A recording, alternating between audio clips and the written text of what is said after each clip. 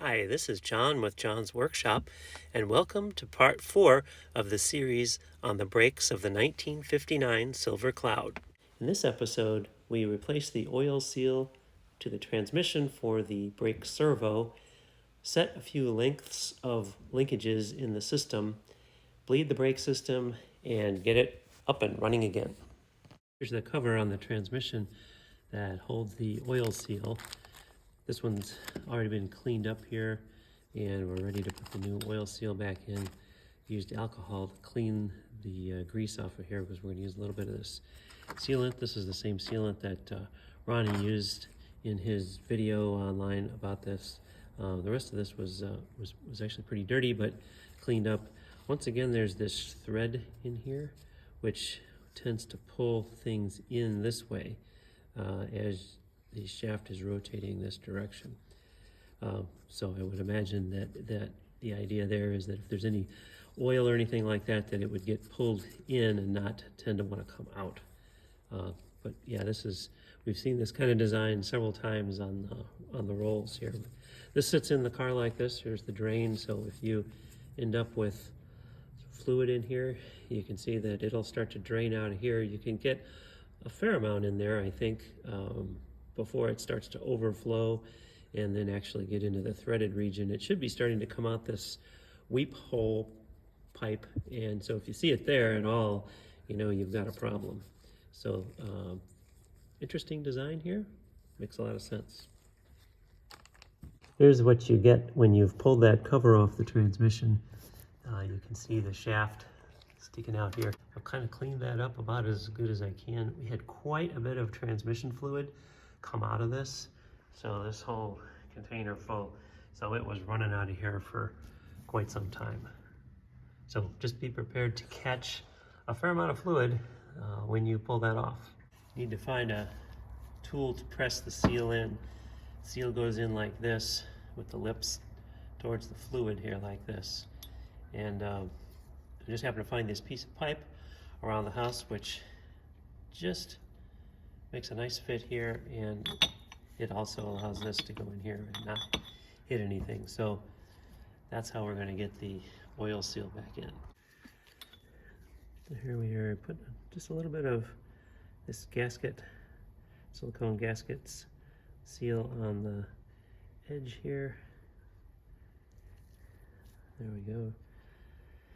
Just to make sure the seals, and run it around here like this, just to make sure we've got a little bit of extra sealant in there, and then goes in there.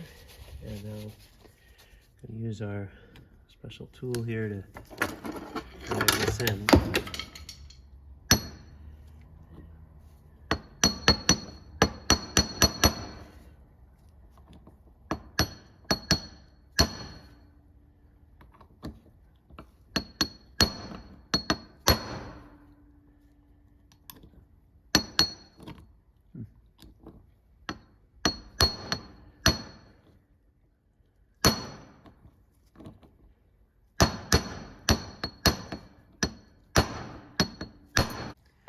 Okay, after pounding on that and trying to make sure it's centered, took a little while to get that in there, but looks like it's in all the way down there, seated. And I think we're ready for reassembly there. You can see that in here, just as you'd expect, we got a little bit squeezing out, which is exactly what we're looking for.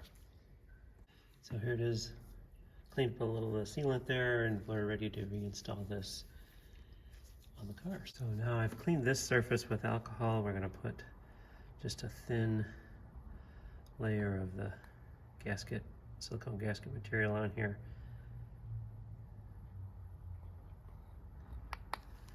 Like this. Not getting it on the inside here. Kind of hard to put this stuff on with gloves. But really just looking for kind of a uniform coating here all the way around.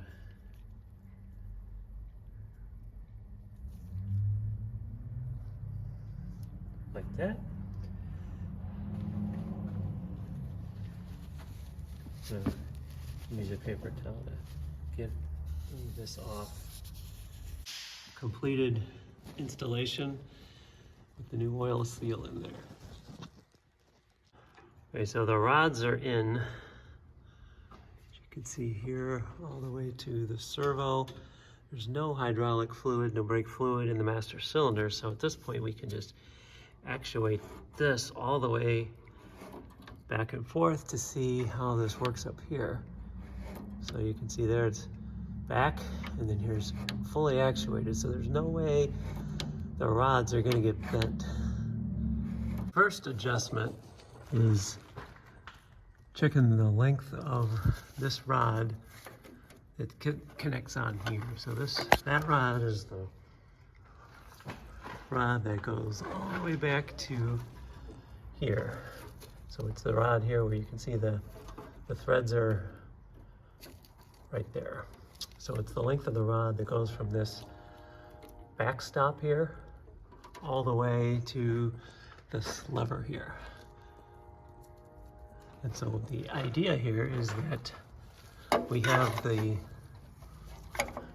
when you push this all the way back, and it's kind of hard to see there, but that lever should be leaning 10 degrees to the back of the car, which is kind of hard to gauge. See, I don't have the little retainer on the clip yet, but if I push this back here, that should be leaning 10 degrees back. I ended up actually unscrewing that from the, you can see here, from this, to get something that looked close to 10 degrees. You kind of just have to sight.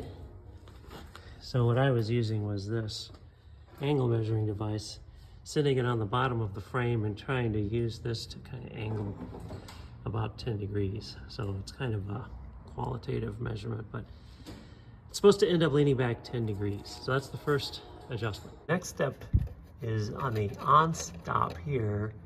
We've got to be 1 inch away from hitting that rubber piece. This is a 1 inch wide ruler. So we've got this in here, and when you do that, then up here on the front of that, this on stop is what gets set, which is this right here. Focus on that. Sorry, okay. This is the on stop here. And so this lever should be right on the touching when you're 1 inch in the back. So this is touching right here. We've got 1 inch in the back, and I've tightened these up. So that is set correctly. The purpose of this whole thing is in case if you were to lose your rear brakes, nothing would pull against this, and you'd never be able to put the servo would never engage and pull the master cylinders. So this thing pulls or holds this lever then if for some reason something breaks in the back. But normally, you know, this is back here like that. So this is really just a safety feature. Next measurement is when that rod is all on that back stop there. This is the rod that comes from the brake pedal, that it should only be, the brake pedal should only be depressed 0.2 of an inch. I'm kind of just looking at that and estimating. You can kind of see up there. Let's see. That's where the brake pedal is. If it's all the way back, you can kind of see, possibly, I can't move my hand here, that it's just about, it moves just a little bit by the time you would have that pin in there.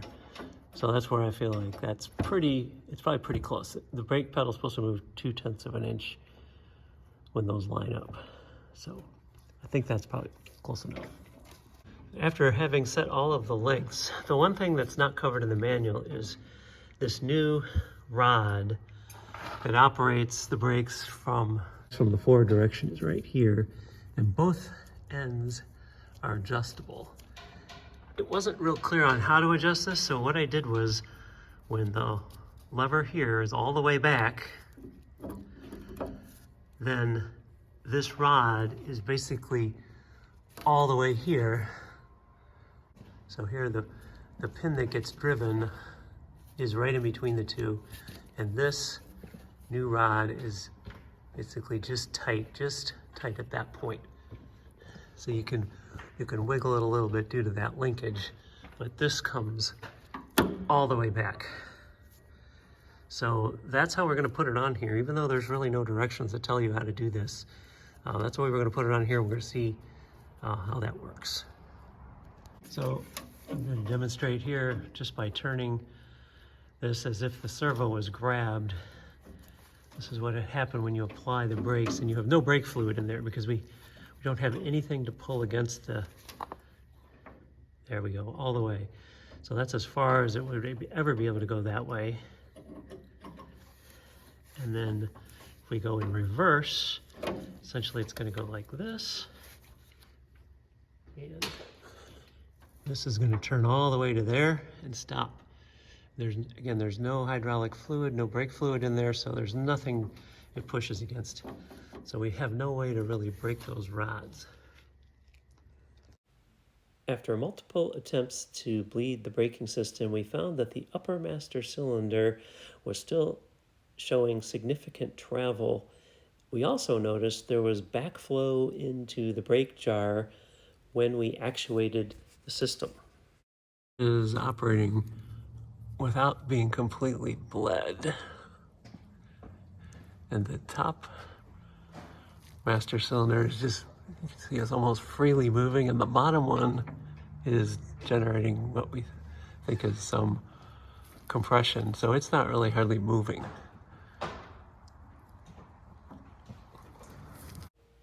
We pulled out the top master cylinder, and this is what we found. The retaining metal ring that held the seal in there had somehow gotten in there sideways, and that was creating a significant problem. So we resolved the problem and replaced the master cylinder, and things bled with no problem. The first drive, after changing out all that brake stuff. Here we go.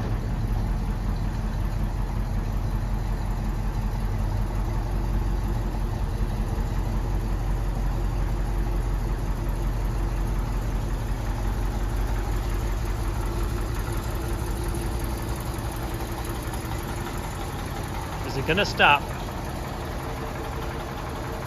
Oh, it stopped.